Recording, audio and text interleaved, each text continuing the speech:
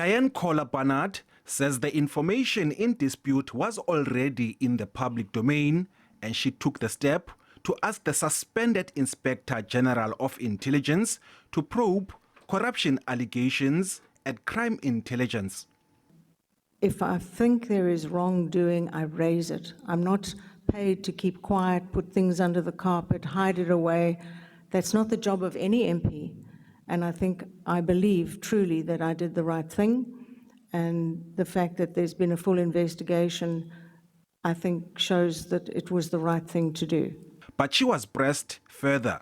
That decision says a classified information that is in the public domain does not lose its classification.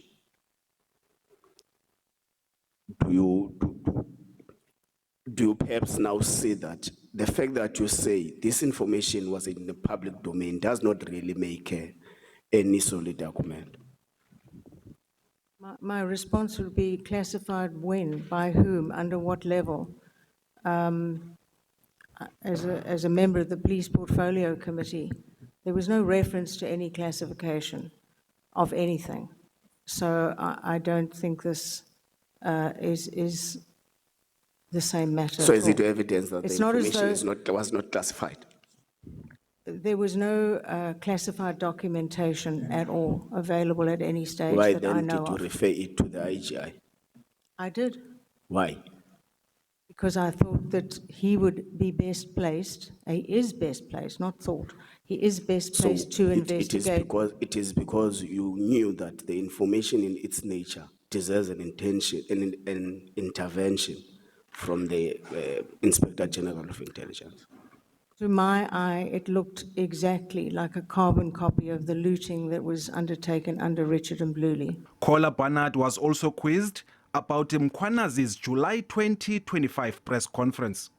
He expressed a frustration that what I've told Parliament, what I've told the public, it doesn't seem to have landed. So I'm taking this unusual step of, you know, almost like I know it's been criticized, but appearing almost in paramilitary style before us, and almost threatening that if nothing is done about the state of capture of the criminal justice system, then they might do something about it. Yes, I think some people have welcomed what was done. Some people have criticized it, saying it looked as though the country was under siege or having a coup. What I heard was a very frustrated police officer who felt that he was being let down by the systems. He didn't raise, well, much of what he said was not raised by him in the Portfolio Committee previously, but certainly what he came out with, you know, people were fascinated and some areas horrified. From my experience, much of what he said could be tracked down to be real. As the committee prepares to wrap up its work by the 20th of this month, it only has 2 more days to hold oral hearings for witnesses. We are still in engagements with Mr. Brown Mokhosi and Mr. Paul O'Sullivan within the framework of or the directives that the committee has given.